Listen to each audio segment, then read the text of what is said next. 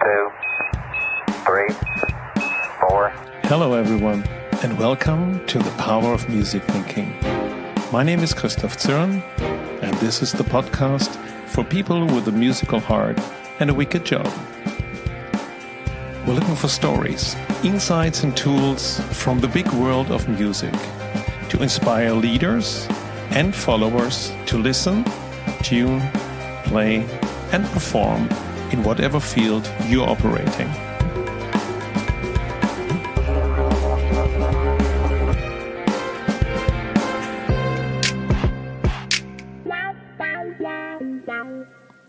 At the age of 9, Anna Filochowska knew what she wanted to do: play with the Berlin Philharmonic Orchestra. And this was just the start. In our conversation today, Anna shares insights from the core of an orchestra, facing the conductor and the audience at the same time, and experiencing how everyone in the orchestra works together and plays at their utmost best. We'll learn how this feels when you are in the middle of the sound performance and how it helps to do a totally different job some decades later.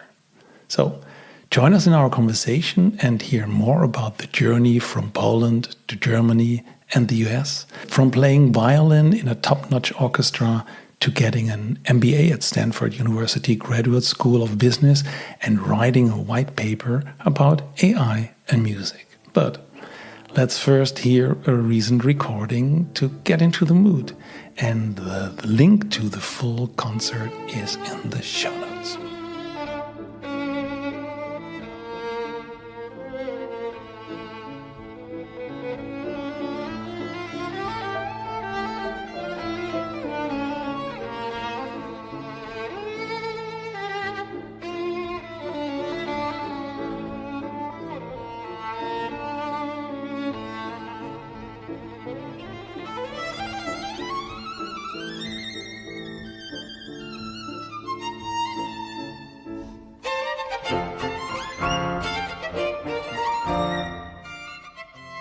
Welcome, Anna. Welcome to the Power of Music Thinking.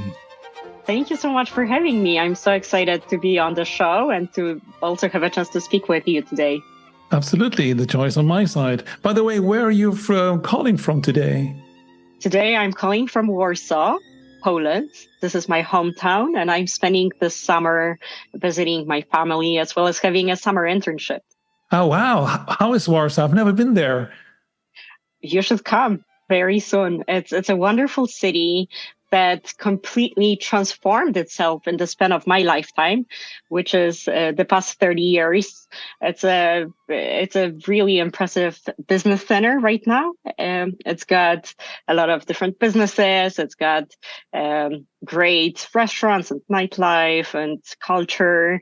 I think it's a very exciting place to visit. I'm having a great time this summer, and the summertime is the best time of the year, I would say, for this city. Okay, it's a little bit like Berlin. How far away is it from Berlin? Not far. It's about 6 hours by train. Okay, so because it's the same with Berlin. I love Berlin in the summer, but in the winter it can be really cold. Exactly. It's similar, maybe even more windy here. Okay, no, nice. Good. So I always start with the same question, and here it comes. So what's your first or most memorable experience or album or recording that had an impact on you? I love this question. I grew up in a musical home. I have two older brothers who were practicing the violin at home when I was a toddler. And the family legend goes that I believed every kid plays the violin growing up. So when I went for my first day of kindergarten, my first question to every child was which piece they are working on. And then the myth, I learned the truth that nobody else was practicing the violin or learning anything musical. And so, but it was too late. I was already indoctrinated in this path. But I would say something I remember really fondly and vividly when it comes to music was our car rides. So my mother would drive my siblings and me for violin lessons from Warsaw to Poznań, about 300 kilometers every 2 weeks. And we had a chance to study with the best violin teacher in Poland. And my mom, she was so dedicated. She wanted us to have the very best education from the earliest years. And so on our long car rides, we would listen to violin recordings of primarily Itzhak Perlman.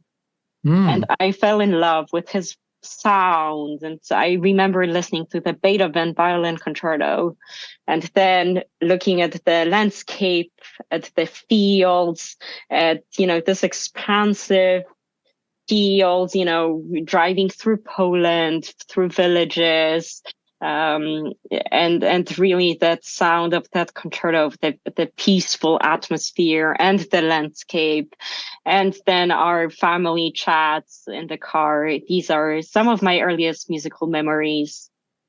Wow, and it really sounds like a whole journey. You're learning an instrument, and also I think I also like it very much, that sound and vision and maybe also smell. Everything goes together. It's in 100%. In the power of music thinking. Let's say I always start with music, but let's face it, it's about all the senses that we have, but music is a very strong one. Yes, very good. And interesting. So no other kid learned a musical instrument? No, not in the kindergarten where I went. So it was, just there was no such focus. I guess I realized how privileged I was that my siblings and I were exposed to music at such an early age. And obviously, when we had house parties, birthday parties, my mom would invite other kids who were learning instruments, and they would bring their instruments. And we had little concerts in our living room when I was a kid. So it was only a matter of time and I was the youngest one in my home. So I was waiting till I could join the party. And it was all classical music? All classical music, yes. And different instruments. So kids would play cello and piano and violin, but lots of violins for sure. So, wow. Maybe, Anna, just tell us a little bit about yourself so that we understand why you're a guest of the Power of Music Thinking. Like I mentioned, I grew up in a musical home. I got very serious about music at an early age.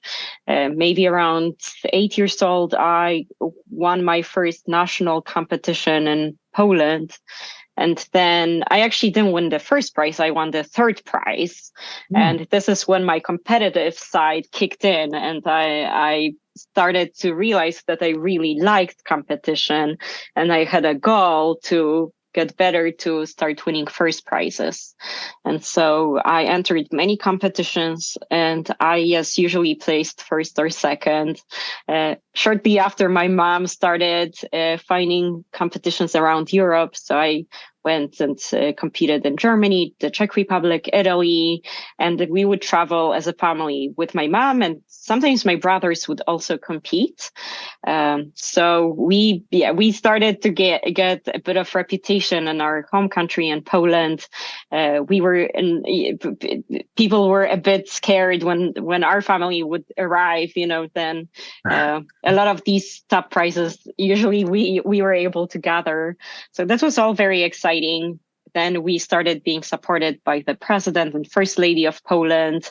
I had a chance to be interviewed on radio and TV at an early age.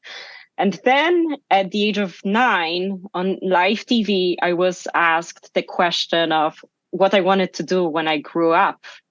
And that question caught me by surprise. I was not ready for it. And so I remember I blanked for a second, and then I said, well, I have to say something. And so in that moment, from all the car rides, thinking about all these wonderful CDs we've been listening to, and the orchestra on these CDs was the Berlin Philharmonic. And so in that very moment, I said, when I grow up, I'd like to play with a Berlin Philharmonic. Wow. And that dream actually did come true. So I went on to study as a kid. I had a chance to study with Itzhak Perlman. Again, the violinist, the idol I had from childhood. I got into his class at the age of 11. So my family and we moved to New York for me to study with Itzhak Perlman at the Juilliard School. Wow. So I was supported by the Polish president, by the Ministry of Culture to make this possible for me to study with him. I was his student for 4 years. Then I went on to concertize, perform around the world. I ended up getting my Bachelor of Music from the Curtis Institute of Music in Philadelphia, which is a very prestigious school. And when I graduated and I landed my first job with the Berlin Philharmonic, Wow. that was back in 2018.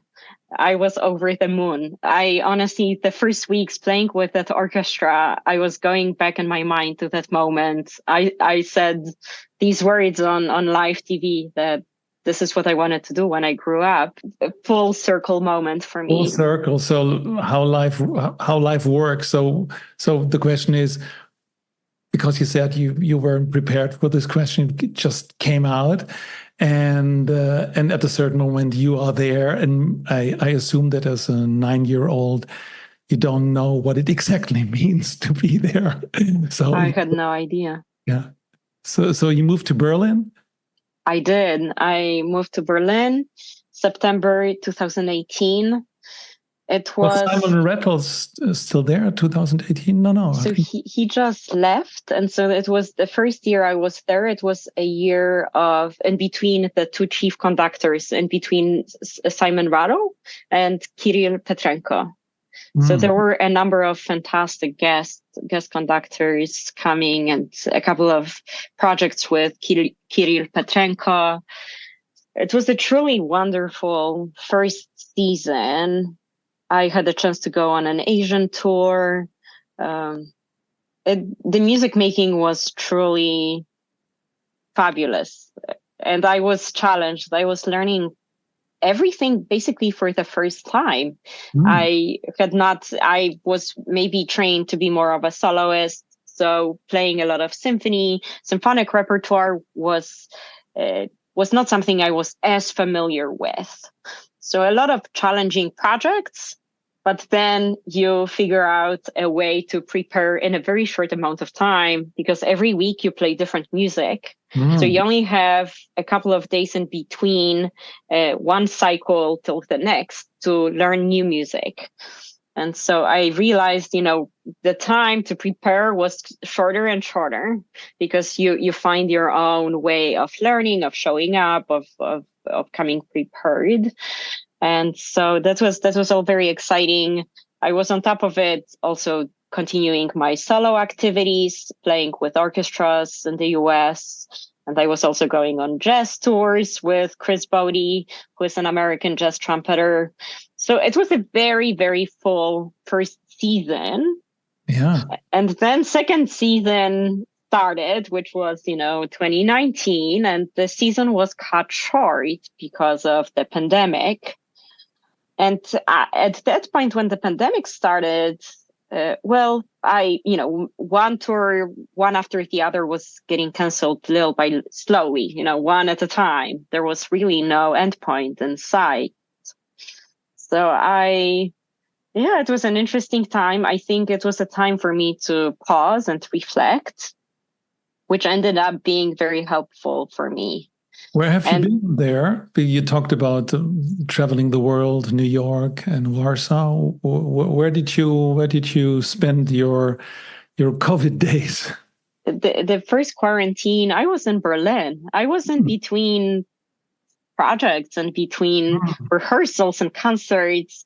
Actually, my very last project before the pandemic was with Sir Simon Rattle. And we showed up to rehearse on Tuesday. On Wednesday, it was announced that we would only play one of the 3 concerts planned, and there would be no audience. This was the first time. This was just going to be a live streamed concert, and we played the Bartók Concerto for Orchestra.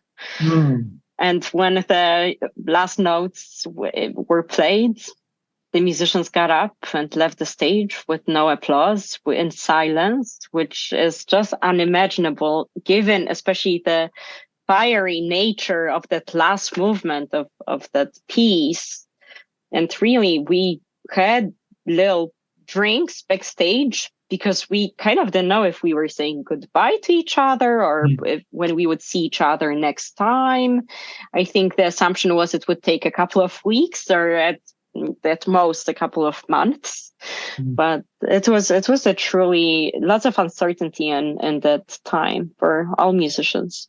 So I think many listeners now also go back to their moment, and also you're in the middle of something, and then you get there's a big break, and you have to stop with everything. But maybe also, and by the way, what you just mentioned, that also sounds like a memorable sonic experience after Bartók playing, and then there's the silence.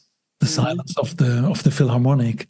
And I think we can also share that the Berlin Philharmonic, they have also a very interesting online platform to listen to music on a very high level. So that's also something they were already, let's say, prepared for this in some way, because they wanted to share their music with many people. But maybe just also cycling back to that Berlin Philharmonic thing, what's so different? And not all our listeners are into classical music so much. So maybe how can you explain what's the difference, let's say, between the Berlin and another orchestra? I performed primarily with the Berlin Philharmonic in my career, so I cannot be so sure about all of the differences. But I would say what stood out to me was the individual effort and engagement from every single player. Incredible energy and passion and attention to detail that came from every single member, and the ownership of the product, so to say, the performance, was everyone had that ownership and responsibility on their shoulders, which I think is so unique. In many organizations, you will feel like, there is a clear leadership and clear followers, and there is a hierarchy of people. Of course, we've got the conductor and we've got the concertmaster, and then you've got section principals who are the leaders whom you follow. But at the same time, as much as you follow, you lead as well. And I think this is what makes that ensemble one of the best in the world. And it's electrifying sitting inside and feeling like you sit in the last stand, or in maybe you sit, a few stands in front, but you hear that wave of sound just leading from the back. And so in a way, sometimes they say the leaders up front, they have the easiest job because all of that sound is already created in the back. And, it's just much easier to make music and to create something great that way, as opposed to, let's say, having somebody at the top in the front of the section who is trying to pull a heavy weight. So I would say maybe that's also something to explain, because we're drawing a lot of analogies between music and the rest of the world, and you are so in the middle of this. And I would say normally, or if you're a lay person, you would go to a concert maybe for the first time. You see everybody's dressed well. You see one person in the middle that comes later than all the rest and gets the most applause, and then something happens and everybody thinks this is the leader. But we all know in the case of Bartók that he doesn't play his own songs, the leader, he plays songs from someone else. So the big question is he a leader or is he the first follower? But can you take us through these let's say, power differences. And I really love that you said that the whole orchestra, every individual had that vibrant, sound. So nice to if you could explain this how it works, and I think then people can also draw in their mind like the organization where they are, how this maybe relates. I would say there is no such thing as being a junior person or less important person. Every role is crucial. Every note that you play is part of that grand vision. And that orchestra, I think everyone believes that they have the vision and they want to bring it to life. So in a way, and their philosophy, I believe, is better to make mistakes and make them confidently. There is no such thing as trying to hide or, be sort of correct. It's better to bring all of you into it. And so I think, for organizations, oftentimes, people are following and maybe, they don't want to stick out or they don't want to offend anybody or make the wrong decision. So they take no decision. And ultimately, I think this is actually the worst decision that you could make. So I think, just being confident. And if, let's say if you are not doing what you're supposed to be doing, at least it's easier to diagnose and identify that mismatch and sort of misunderstanding than, let's say, having weeks pass and then you try to, find the issue.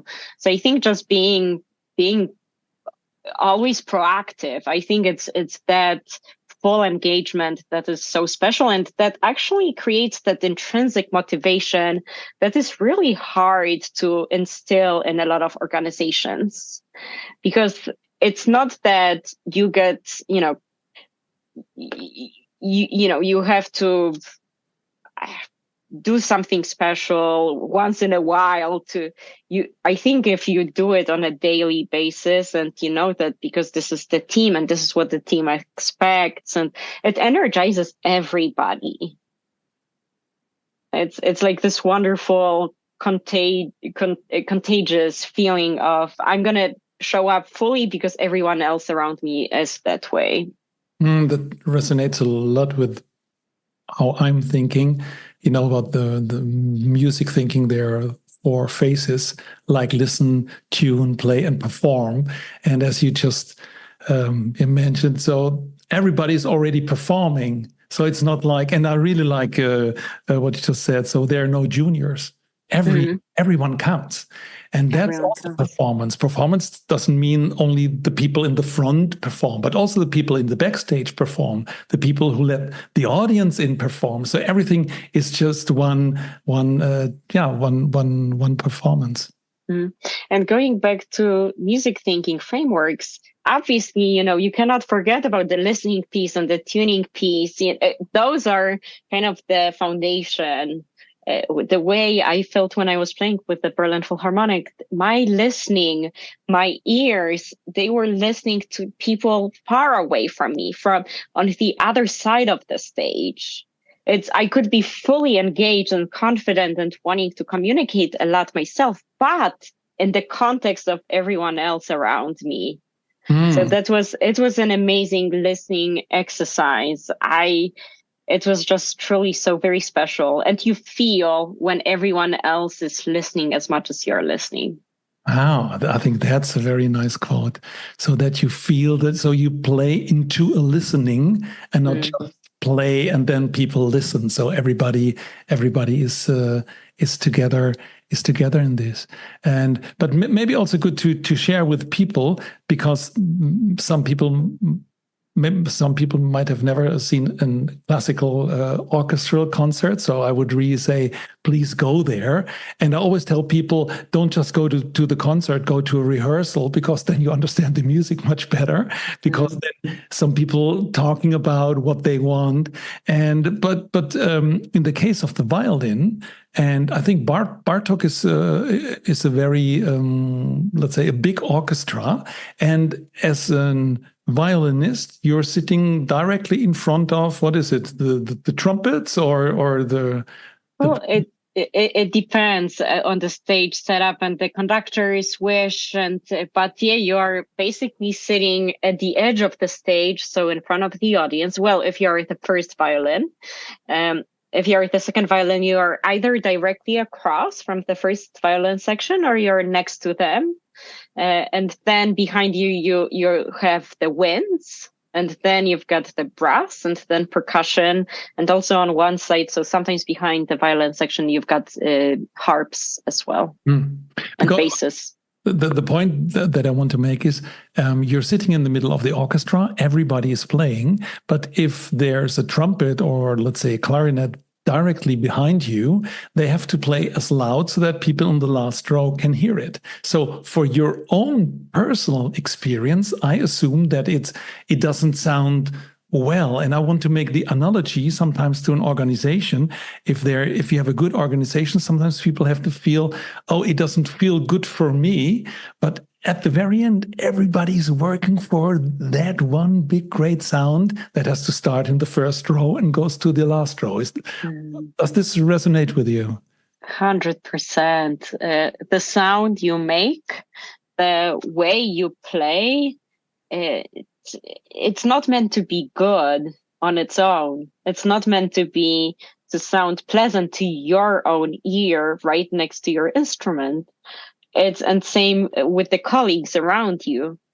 The question is, how do we find the blend, the ideal sound? How do we put 120 orchestra members, people playing individually in a way that's not, let's say, optimal, but create the optimal final result?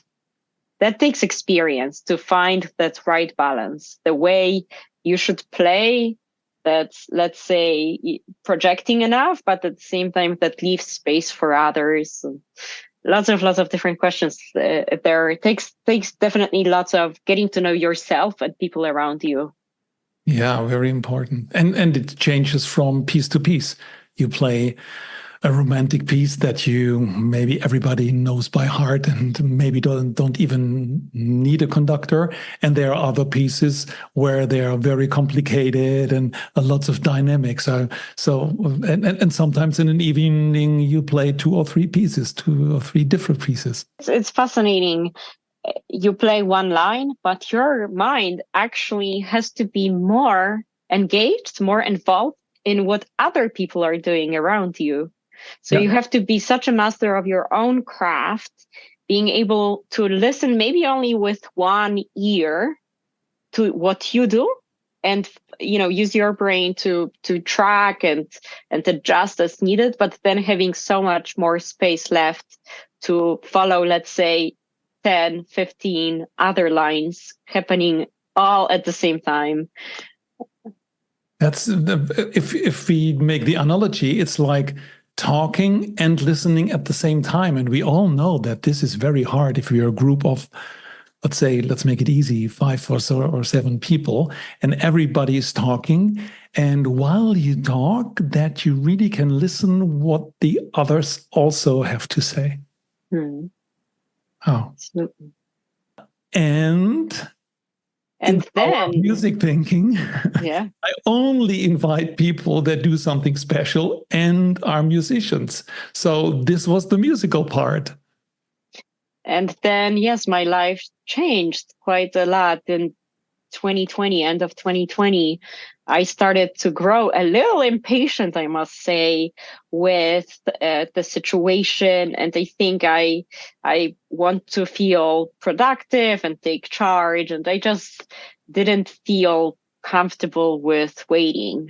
And on top of it, there were questions in my mind whether orchestral playing, even though this is what I named at 9, if this was truly my purpose in life, the vision, the grandest vision I had for myself.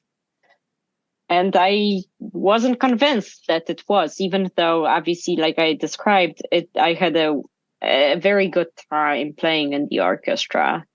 So then I, step by step, started to explore different things, first, all in the context of music.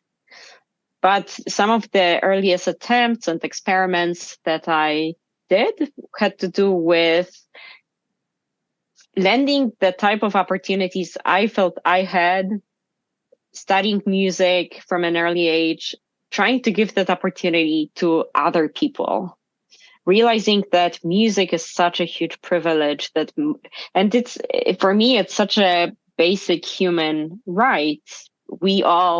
Most people enjoy listening to music and hear music, but such few people have the chance to actually pursue music, even just as a hobby, because it takes instruments, it takes years of training, it takes lessons. There are so many things that need to go right for you to be able to pursue it. So I decided to see whether technology could solve any of these issues. And so I started working on an application called Movement. And I came to this idea by meeting a couple of tech and business leaders through a VC incubator program in Berlin called Antler. So it was a huge coincidence and a huge luck I had getting into that program. And I was called the domain leader, somebody who didn't have business or tech skills, but perhaps knew something about the music world and could potentially bring fresh ideas and innovate in the music industry. So I started working on Movement with a team because they wanted to work with me. At first, it was just about our synergies, about team dynamics, and about this building in the music space. So we ended up prototyping an app that enabled users to use body gestures to modulate and create different sounds and rhythms. So that was all very fun. I thought, this would be a great way, for example, for children to have a first experience, an active experience of music creation, not just listening passively, but actually engaging in what it takes to create music. So that was that idea I had. There was an educational component and like an entertainment component. So that was, and I realized, it's great, but you have to know how to turn it into a business. You have to know something about the market, about customers, about how to monetize it. And so I didn't know how to go about any of that at that time. And so I graduated from that incubator program after about 3 months. And I decided I could have gone back to exactly what I used to do. And I decided to continue playing, but keep poking at this idea, see what I can do with it and what I can learn. I think it was that kind of new energy I felt inside of me, that curiosity to explore what's this different identity, me as a CEO, who is this person? And it excited me. Truly, I felt butterflies in my stomach. And so I feel like in my life, there are moments when I hear whispers. And this was one of the time. It was like, there is something. Why don't you pay attention to it for a while? And so from that, I ended up pursuing different opportunities with a startup. We were part of a EU social fund that supported us, and we could keep prototyping. And eventually, I found myself applying for an MBA program to actually study business, so I could feel competent in a new field. And I ended up getting admission to Stanford University's Graduate School of Business, which is one of the best business schools in the world. And I got in for fall 2022, and I just graduated 3 months ago, now being an MBA. What's next? What do you think? And by the way, we can also mention on one way leaders and CEOs. So we had many in this podcast, and so that are also musicians. So actually, that's the theme. And also one, Nifemi, he was was in the podcast in one of the first. So we can thank him because he said, "Oh, you should talk with Anna. She might be interesting." So that's also absolutely. And also the link with, let's say, from the music part, when you just described about the orchestra and how you're playing. We had Harvey Seifter here, who was the CEO of the Orpheus Chamber Orchestra that never plays with a conductor. So there's a lot of, I don't want to say leadership. I would rather say there's a lot of leading leading from different perspectives in all these nice conversations. Mm-hmm. But will you go back, or let's say you're living in parallel worlds? Are you still performing? I am performing, and actually my playing and my relationship with music has changed a lot.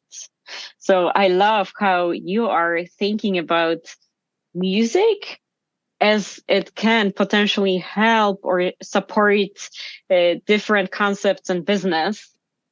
And for me, I felt like I was learning so much in business that I could apply to music. So it's really a two-way street.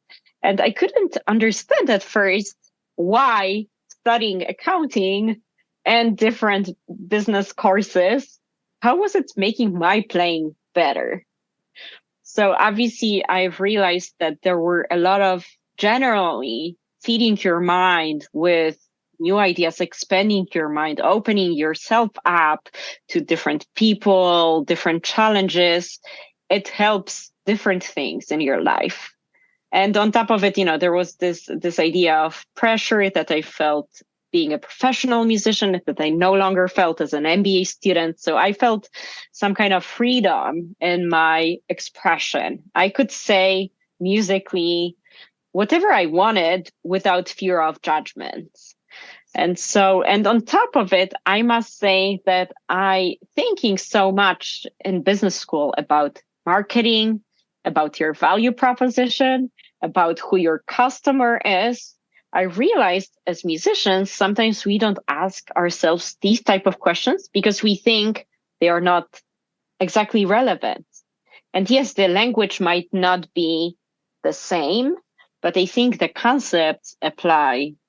And so I was learning a lot. For example, when I perform, who do I perform for? What do they expect? How would I change my performance based on the venue, based on the type of audience? How would I program my recital differently?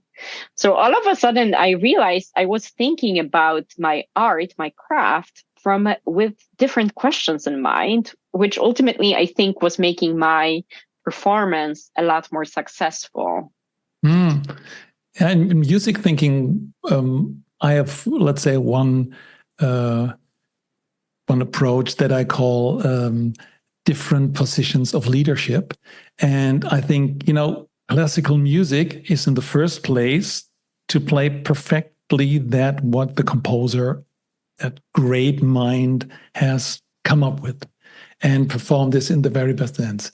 And if you go into a different genre, like in pop music, then the producer is in play.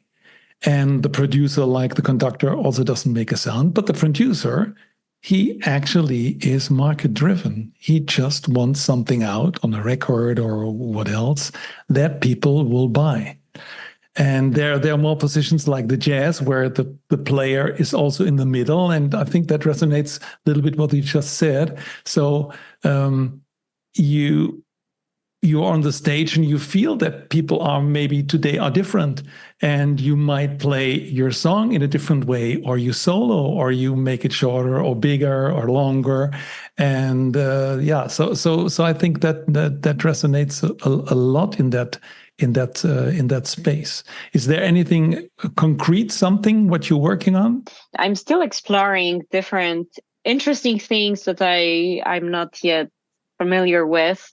So this summer I'm not practicing, and generally I noticed that I think I've spent so many hours practicing my whole life, over 20 years, every single day, many hours a day, that I don't practice on a regular basis anymore. It's more when I'm asked to perform, I have a routine how I get myself ready for that performance. And that involves a couple of weeks of intense practicing, or, gradually intense, because you can't go from 0 to 100 overnight. And so, but right now so musically, I would say I'm playing for the joy of it, and still exploring what music gives me and gives others. It's still kind of like right now, it's the space I'm just enjoying, and I want to make sure that I'm fulfilling that side of me, that I'm not forgetting about it. Even though I don't yet have that longing feeling all the time, when I do play, I'm connecting with a whole different part of me than when I'm, let's say, working on a business proposal, or working with business or nonprofit organizations. But I can also mention, so this summer I'm spending here in Warsaw working at a real estate development company. So learning about the real estate market in Poland. This is a whole new world. I'm doing a lot of financial analysis. I think my brain, maybe many musicians' brains, they like numbers, music and numbers. There seems to be quite a clear link. Einstein was a violinist, actually, and I'm nowhere close to Einstein, but I still like numbers. So you play at the same frequency. So it said that when Einstein was in his working room, and sometimes he would come out, play an hour violin or piano, and then get back. So like sometimes there are no words for expressing what you're working on. And I think that's the power of music and the power of music thinking, then to go on a different level and write and refreshing the brain. That's why I also would like to encourage everyone to learn a musical instrument. Also, if it's just, let's say, some kind of flute or maybe an electronic instrument. And it's also so nice when you learn that you can master something, that you say, oh my God, how does it work? And you need help from someone. And I have this, and I'm absolutely no professional musician, but sometimes you rehearse a piece and you play it, and sometimes you always make the same mistake on the same part. And sometimes I play other pieces, and then after a time, oh, there was this piece, and you play it, and it works.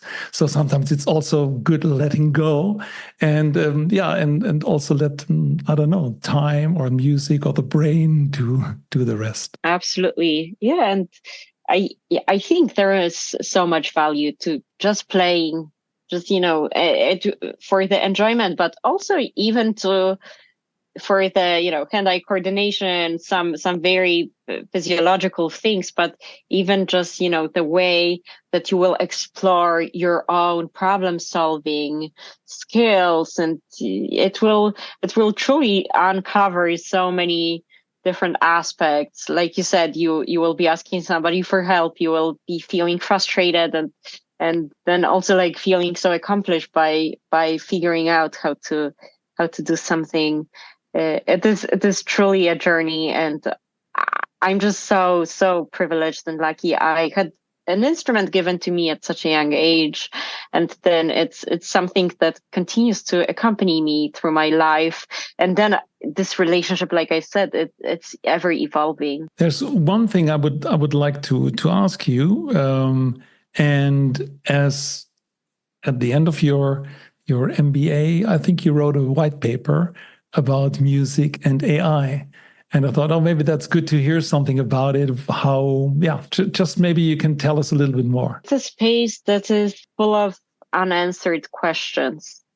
Because, and when it comes to copyrights, if you train LLMs, large language models, with different artists, right? Like, and then you get something, it actually belongs to a person, not just a large language model. And on top of it, are you creating anything new, anything actually creative, which is probably at the core of music creation, the goal, or are you just creating a different combination of notes? Is this creative enough? We also believe that music, it starts with an emotion, with an intention. What if you strip away that piece, and if you, let's say, just have the different frequencies put together, what is the value of it? And so on one hand, I'm excited about AI in general. I would say, I think for processes, for, we no longer have to be stuck with pen and paper, and, that takes such a long time to even physically write out a whole symphony. Now we can be aided with many different processes, and that's all very exciting.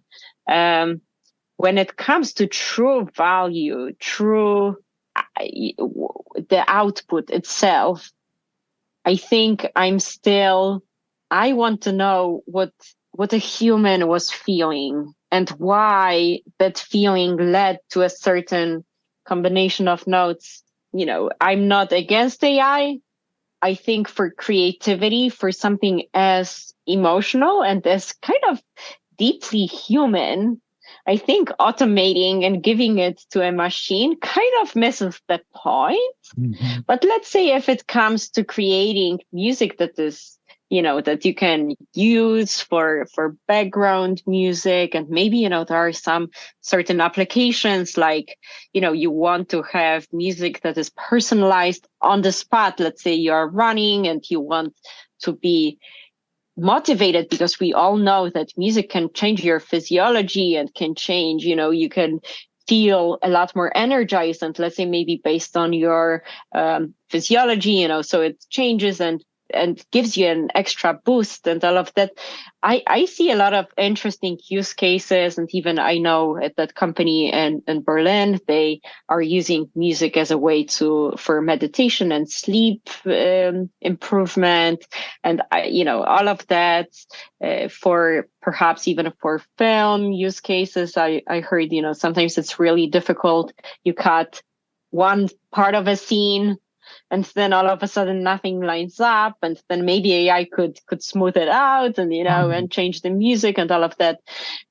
So I think there will be opportunities, but generally speaking, as a musician who derives so much joy and meaning from sound creation, and then how much I see that gives to listeners, I do believe that won't be a job that AI can do easily anytime soon, or I hope never. Right. And there's the ethical thing, like where do you get what are your sources? Where do you get that information? Is there something you think about? Because maybe that's also in an MBA. I can imagine that when we talk about AI, we also have to talk about ethics, and Yes. not only about technology. And is there something? What's your take on this? What should happen to make AI better in the best sense of the word? There are different companies that work on solving this, so not taking music by actual artists, but like synthesized music, or based on and maybe looking at it more from like a mathematical standpoint. So and you can also teach AI music as if though it were a language. We should remember where AI is actually helpful and where AI is, let's say, saving people time and giving something of value, and let's say where we should actually just use it to aid human creativity, and not try to maybe even make it so good that it truly could replace composers, producers, creatives. So I think maybe these companies and solutions that simply try to work on making the workflows of music creation more streamlined and centralized. I think that all, to me, that seems like that would be very exciting. For me, it's funny. I'm an improviser, so for me, it's like I want quick results and direct response. So and that for me, yeah, maybe there will be once a tool where I can play and I get a duet. Yeah. That would be super fun. Exactly. I think for learning purposes, I didn't also mention it. I'm sure, there can be so many use cases where you can use AI to help you practice, to train you, to all of that.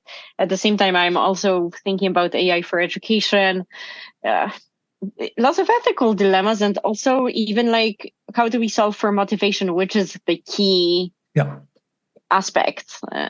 And really, probably the human cannot be outsourced for motivation. Anya, do you think that we didn't touch from classical music to MBA and even AI? No, this was a wonderful conversation. So right now I'm creating a newsletter myself where I will try to explore what the musician mindset is for business leaders. And I'm creating this newsletter with a fellow former professional musician and MBA graduate who is also a business consultant. And so we are exploring ways where the musicians have competitive edge and trying to unveil these secrets and ways that our minds work, and what we, for example, have gained by training for 20 plus years so intensely in one field, how these skills can translate to a different field. So yeah, I'm truly excited to be also trying to marry these two, different fields and make sense, because I think myself personally, I was in the music world for majority of my life. All of a sudden I was in a business world, and I think I've developed very different compartments in my mind about how I think about music and business. But truly there is so much special magic and beauty and something truly unique if we try to actually learn from these two things, as opposed to trying to pull them apart as I unfortunately did at the beginning of my pivot. Thank you for your music thinking and sharing your story with us.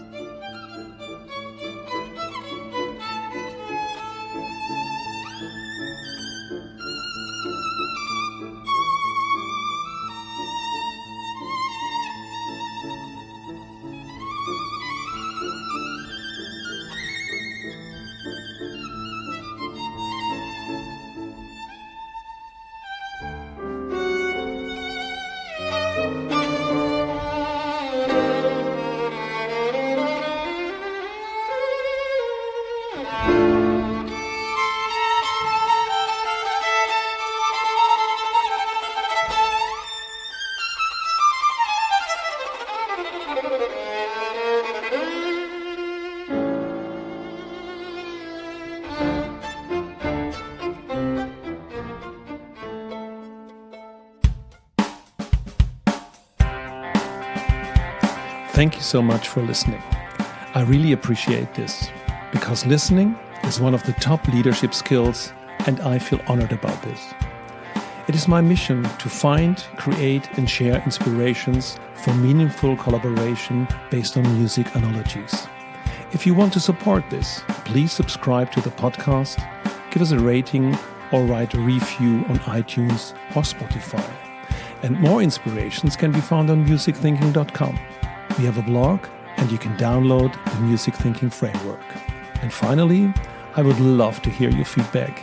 And if you need help with a business challenge, please reach out to me via email podcast@musicthinking.com.